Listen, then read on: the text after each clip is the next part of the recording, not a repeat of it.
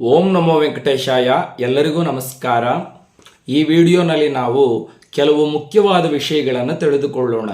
ಅದೇನಪ್ಪ ಅಂದರೆ, ರಾತ್ರಿ ವೇಳೆಯಲ್ಲಿ ಮನೆಯಲ್ಲಿ 12 ಕೆಲಸಗಳನ್ನು ಯಾವುದೇ ಕಾರಣಕ್ಕೂ ಮಾಡಬಾರದು. 12 ಕೆಲಸಗಳನ್ನು ಮನೆಯಲ್ಲಿ ರಾತ್ರಿ ವೇಳೆಯಲ್ಲಿ ಮಾಡಿದರೆ ಮನೆಯಲ್ಲಿ ದೇವತೆಗಳು ಇರುವುದಿಲ್ಲ. ಮನೆಯಲ್ಲಿರುವಂತಹ ದೇವತೆಗಳು ಮನೆಯನ್ನು ಬಿಟ್ಟು ಹೊರಟೋಗ್ತಾರೆ. ಮುಖ್ಯವಾಗಿ ಮಹಾಲಕ್ಷ್ಮೀ ದೇವಿ ಆ ಮನೆಯಲ್ಲಿ ಇರುವುದಿಲ್ಲ ಎಂದು ಋಷಿಗಳು ತಾಳಪತ್ರ ನಿಧಿ ಎನ್ನುವಂತಹ ಗ್ರಂಥದಲ್ಲಿ ಹೇಳಿದ್ದಾರೆ.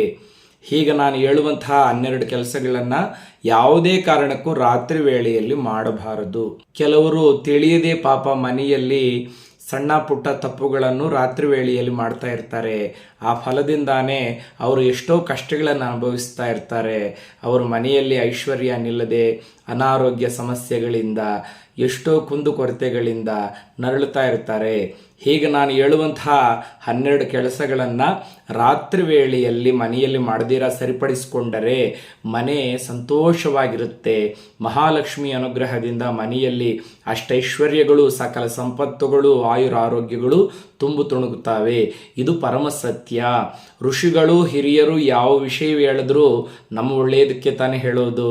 ಆದ ಕಾರಣ ಈ ತಪ್ಪುಗಳನ್ನು ನಾವು ಮಾಡ್ತಾ ಇದ್ರೆ ಸರಿಪಡಿಸ್ಕೊಳ್ಳೋಣ. ಆ ತಪ್ಪುಗಳು ಯಾವೋ ಹೀಗೆ ನಾನು ಹೇಳ್ತೀನಿ, ದಯವಿಟ್ಟು ಚೆನ್ನಾಗಿ ಕೇಳಿ. ಈ ವಿಷಯಗಳನ್ನು ನೀವು ತಿಳಿದುಕೊಳ್ಳಿ. ನಿಮ್ಮ ಸ್ನೇಹಿತರಿಗೆ, ನಿಮ್ಮ ನೆಂಟರಿಗೆ ಸಹ ಈ ವಿಷಯಗಳನ್ನು ತಿಳಿಸಿ. ರಾತ್ರಿ ವೇಳೆಯಲ್ಲಿ ಅಂದರೆ ಸಂಜೆ 7 ಗಂಟೆ ಅನಂತರ ಯಾವುದೇ ಕಾರಣಕ್ಕೂ ಮನೆಯನ್ನು ಕಸ ಗುಡಿಸಬಾರದು ಎಂದು ಋಷಿಗಳು ಹೇಳಿದ್ದಾರೆ. ಇದನ್ನು ಚೆನ್ನಾಗಿ ನೆನಪಿಟ್ಕೊಳ್ಳಿ. ಕಸ ಗುಡಿಸಬೇಕಾದ್ರೆ, ಮನೆಯನ್ನು ಕ್ಲೀನ್ ಮಾಡ್ಕೋಬೇಕಾದ್ರೆ ಸಂಜೆ 6 ಗಂಟೆ ಒಳಗಡೆನೆ ಮನೆಯೆಲ್ಲ ಕಸ ಗುಡಿಸ್ಕೊಂಡು ಮನೆ ಮುಂದ್ಗಡೆ ರಂಗೋಲಿ ಹಾಕ್ಕೊಂಡು ಕ್ಲೀನ್ ಮಾಡಿ ಇಟ್ಕೋಬೇಕು. ಅಷ್ಟೇ ವಿನಃ ರಾತ್ರಿ 7 ಗಂಟೆ ಅನಂತರ ಯಾವುದೇ ಕಾರಣಕ್ಕೂ ಮನೆಯನ್ನು ಕಸ ಗುಡಿಸೋದು, ಮನೆಯನ್ನು ಕ್ಲೀನ್ ಮಾಡೋದು ಮಾಡಬಾರದು. ಏನಪ್ಪ ಕಾರಣ ಅಂದರೆ ಅದು ಗೋಧೂಳಿ ಲಗ್ನ. ಒಂದು ರಾತ್ರಿಯಲ್ಲಿ 3 ದೇವತೆಗಳು ಗ್ರಾಮ ಸಂಚಾರ ಮಾಡ್ತಾರಂತೆ. ಸಂಜೆ 6 ಗಂಟೆಯಿಂದ 10 ಗಂಟೆವರೆಗೂ ಮಹಾಲಕ್ಷ್ಮಿ ಗ್ರಾಮ ಸಂಚಾರ ಮಾಡಿಕೊಂಡು ಎಲ್ಲರ ಮನೆಯಲ್ಲಿ ಪ್ರವೇಶ ಮಾಡ್ತಾಳಂತೆ. 10 ಗಂಟೆಯಿಂದ 3 ಗಂಟೆ ಅರ್ಧರಾತ್ರಿ ವೇಳೆಯಲ್ಲಿ ಪಾರ್ವತಿ ದೇವಿ ಗ್ರಾಮ ದೇವತೆಗಳು ಓಡಾಡ್ತಾರಂತೆ. ಊರಲ್ಲಿ ದುಷ್ಟಶಕ್ತಿಗಳು ಬರ್ದೀರಾ, ಭೂತಪ್ರೇತ ಪಿಚಾಚಗಳು ಬರ್ದೀರಾ, ನಾವೆಲ್ಲರೂ ಅಮ್ಮನ ಮಕ್ಕಳಲ್ವಾ, ನಮ್ಮನ್ನು ಕಾಪಾಡೋದಕ್ಕೆ ಅಮ್ಮನವರು ಸಂಚಾರ ಮಾಡ್ತಾರೆ. ಬೆಳಿಗ್ಗೆ 3 ಗಂಟೆ ಮೇಲೆ 5 ಗಂಟೆ ಒಳಗಡೆ ಬ್ರಾಹ್ಮಿ ಲಗ್ನ. ಬ್ರಾಹ್ಮಿ ಅಂದರೆ ಸರಸ್ವತಿ ದೇವಿ. ಆ ಸಮಯದಲ್ಲಿ ಯಾರಾದರೂ ಎದ್ದು ಓದ್ಕೊಂಡ್ರೆ ಚೆನ್ನಾಗಿ ನೆನಪಿರುತ್ತೆ. ಸಂಗೀತ ಸಾಧನೆ ಮಾಡಿದ್ರೆ ಒಳ್ಳೆ ಸಂಗೀತ ಬರುತ್ತೆ.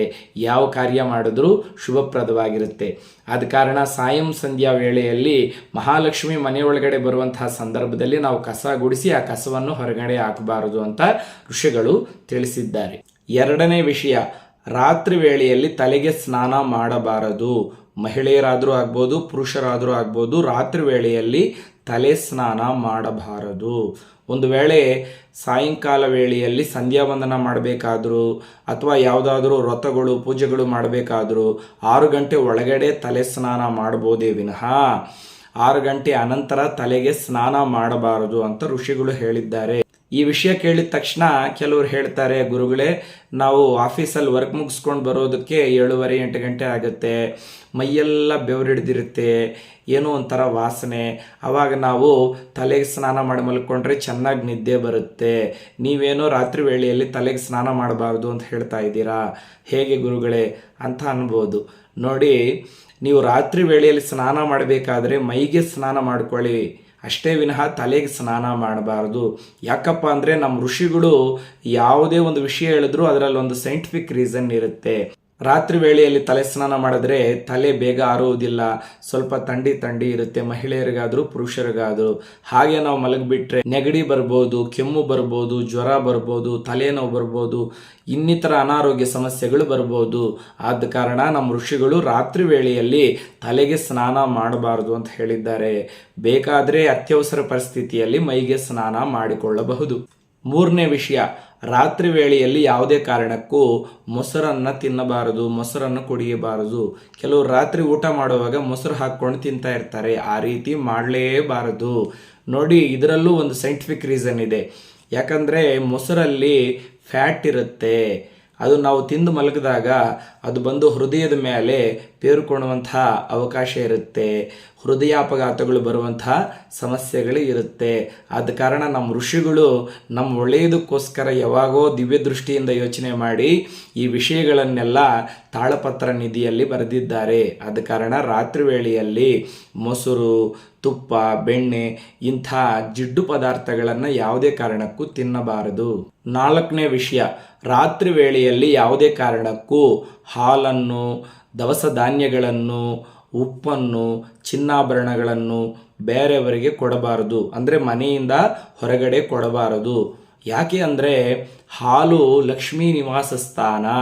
ಅದಕ್ಕೋಸ್ಕರವಾಗಿಯೇ ನಮಗೆ ಈ ಶ್ರೀ ಸೂಕ್ತದಲ್ಲಿ ಹೇಳ್ತಾರೆ ನೋಡಿ, ಓಂ ಲಕ್ಷ್ಮೀಂ ಕ್ಷೀರ ಸಮುದ್ರ ರಾಜತನಯಾಂ ಶ್ರೀರಂಗಧಾಮೇಶ್ವರೀಂ. ಲಕ್ಷ್ಮೀ ಅಮ್ಮನವರು ಕ್ಷೀರಸಾಗರದಲ್ಲಿ ಹುಟ್ಟಿ ಬಂದವರು. ಲಕ್ಷ್ಮೀ ಅಮ್ಮನವರು ತವರು ಮನೆ ಯಾವುದಪ್ಪ ಅಂದರೆ ಹಾಲಿನಲ್ಲಿ ಸದಾ ವಾಸವಾಗಿರ್ತಾಳೆ ಲಕ್ಷ್ಮಿ.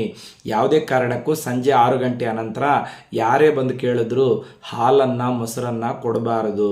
ಅದೇ ರೀತಿಯಾಗಿ ದವಸ ಧಾನ್ಯಗಳು, ಅಕ್ಕಿ, ರಾಗಿ, ಗೋಧಿ, ನೆಲ್ಲು ಇಂಥವು ರಾತ್ರಿ ವೇಳೆಯಲ್ಲಿ ಯಾರಿಗೂ ನಾವು ಕೊಡಬಾರದು. ಮನೆಯಿಂದ ನಾವು ಈ ಧಾನ್ಯಗಳನ್ನು ಹೊರಗೆ ಕೊಟ್ಟರೆ ಮನೆಯಲ್ಲಿರ್ತಕ್ಕಂಥ ಧಾನ್ಯ ಲಕ್ಷ್ಮಿ ಹೊರಟೋಗ್ತಾಳೆ. ಇದನ್ನು ಚೆನ್ನಾಗಿ ನೆನಪಿಟ್ಕೊಳ್ಳಿ.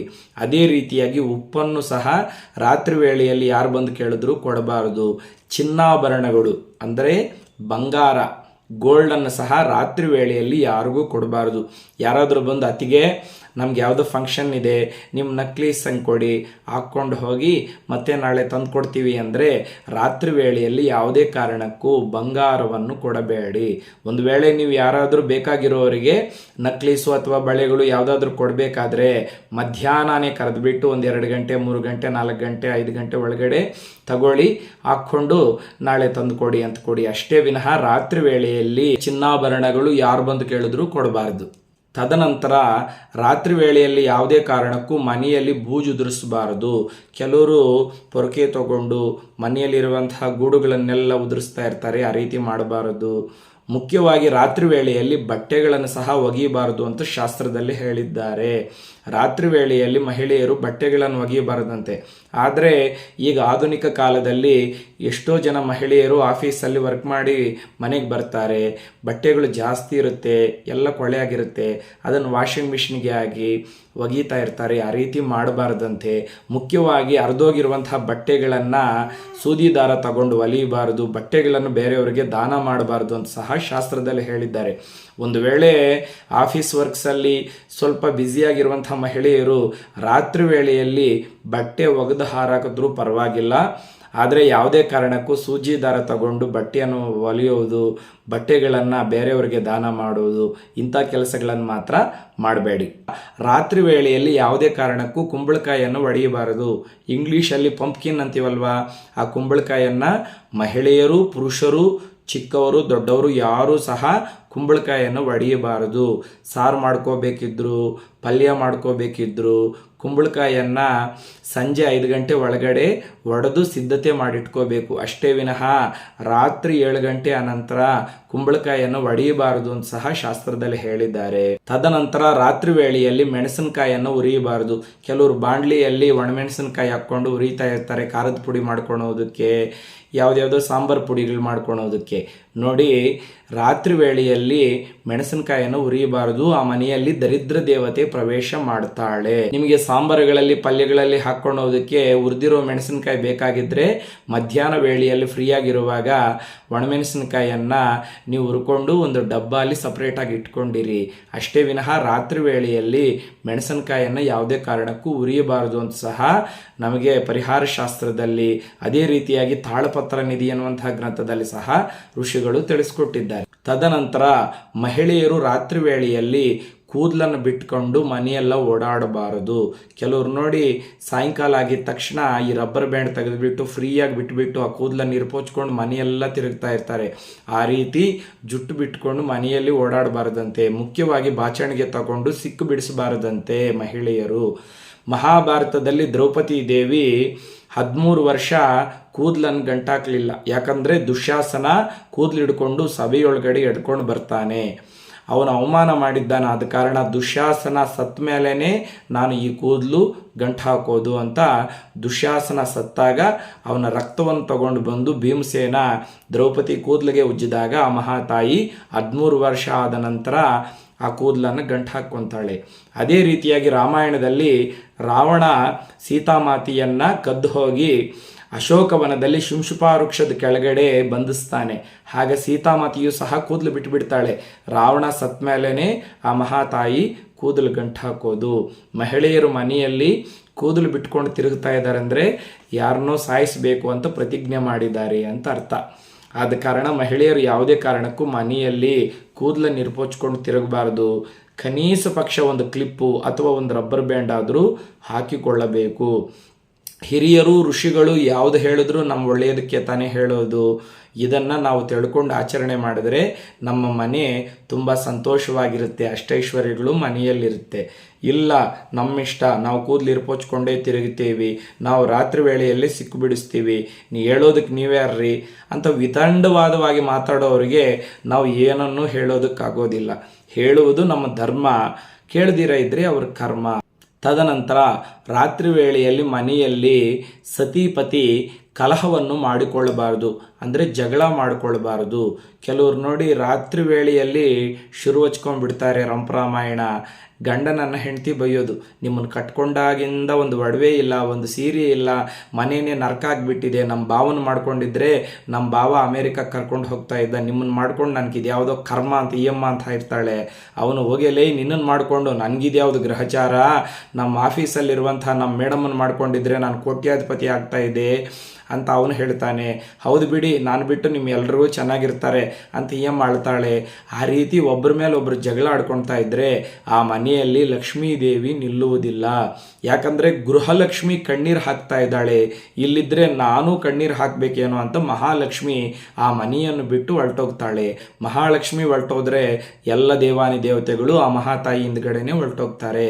ಆದ ಕಾರಣ ರಾತ್ರಿ ವೇಳೆಯಲ್ಲಿ ಮನೆಯಲ್ಲಿ ಸತಿಪತಿ ಜಗಳ ಆಡ್ಕೊಳ್ಳೋದು, ಮಹಿಳೆಯರು ಕಣ್ಣೀರು ಹಾಕೋದು, ಈ ರೀತಿ ಯಾವುದೇ ಕಾರಣಕ್ಕೂ ಮಾಡಬಾರದು ಅಂತ ಸಹ ಶಾಸ್ತ್ರದಲ್ಲಿ ಹೇಳಿದ್ದಾರೆ. ಕೊನೆಯದಾಗಿ ರಾತ್ರಿ ವೇಳೆಯಲ್ಲಿ ಯಾವುದೇ ಕಾರಣಕ್ಕೂ ಉಗುರುಗಳನ್ನು ಕತ್ತರಿಸಬಾರದು, ಅಂದರೆ ನೇಲ್ಸ್ ಕಟ್ ಮಾಡಿಕೊಳ್ಬಾರದು. ಈಗಿನ ಕಾಲದ ಹುಡುಗರು ತಿಳಿಯದೆ ಕಾಲೇಜಿಂದ ಬಂದು ಅಥವಾ ಆಫೀಸುಗಳಿಂದ ಬಂದು ರಾತ್ರಿ ವೇಳೆಯಲ್ಲೇ ಉಗುರುಗಳನ್ನು ಕಟ್ ಮಾಡ್ತಾ ಇರ್ತಾರೆ. ನೀವು ಅವರಿಗೆ ಹೇಳಿ ರಾತ್ರಿ ವೇಳೆಯಲ್ಲಿ ಉಗುರುಗಳನ್ನು ಕಟ್ ಮಾಡಬಾರದು ಅಂತ. ಶುಕ್ರವಾರ ಮಂಗಳವಾರ ಬಿಟ್ಟು ಬೇರೆ ದಿವಸಗಳಲ್ಲಿ ಮಧ್ಯಾಹ್ನ ವೇಳೆಯಲ್ಲಿ ಉಗುರುಗಳನ್ನು ಕಟ್ ಮಾಡಿ ಯಾರೂ ತುಳಿದಿರ ಇರುವಂತಹ ಪ್ರದೇಶದಲ್ಲಿ ಹಾಕಬೇಕೇ ವಿನಃ ರಾತ್ರಿ ವೇಳೆಯಲ್ಲಿ ಯಾರೂ ಸಹ ಉಗುರುಗಳನ್ನು ಕಟ್ ಮಾಡಬಾರದು. ಈ 12 ತಪ್ಪುಗಳನ್ನು ನಾವು ರಾತ್ರಿ ವೇಳೆಯಲ್ಲಿ ಮಾಡದಿರ ಇದ್ದರೆ ನಮ್ಮ ಮನೆಯಲ್ಲಿ ಮಹಾಲಕ್ಷ್ಮಿ ಸ್ಥಿರ ನಿವಾಸವಾಗಿರ್ತಾಳೆ. ಎಲ್ಲ ದೇವಾನಿ ದೇವತೆಗಳು ಸಹ ಮನೆಯಲ್ಲಿ ಸಂತೋಷವಾಗಿರ್ತಾರೆ. ಆಗ ನಮ್ಮ ಮನೆ ಅಷ್ಟೈಶ್ವರ್ಯಗಳಿಂದ ಸಕಲ ಸಂಪತ್ತುಗಳಿಂದ ಸಂತೋಷವಾಗಿ ಇರುತ್ತೆ. ನೋಡಿದ್ರಲ್ಲ ವೀಕ್ಷಕರೇ, ಈ ವಿಡಿಯೋ ನಿಮ್ಗೆ ಇಷ್ಟವಾದರೆ ಖಂಡಿತವಾಗಲೂ ಒಂದು ಲೈಕ್ ಮಾಡಿ. ಇಂತಹ ಹಲವಾರು ವಿಷಯಗಳನ್ನು ತಿಳಿದುಕೊಳ್ಳುವುದಕ್ಕೆ ನಮ್ಮ ಶ್ರೀನಿವಾಸ ಭಕ್ತಿ ಚಾನಲ್ಗೆ ಸಬ್ಸ್ಕ್ರೈಬ್ ಆಗಿ. ಲೋಕಾ ಸಮಸ್ತ ಸುಖಿನೋ ಭವಂತು. ಸ್ವಸ್ತಿ.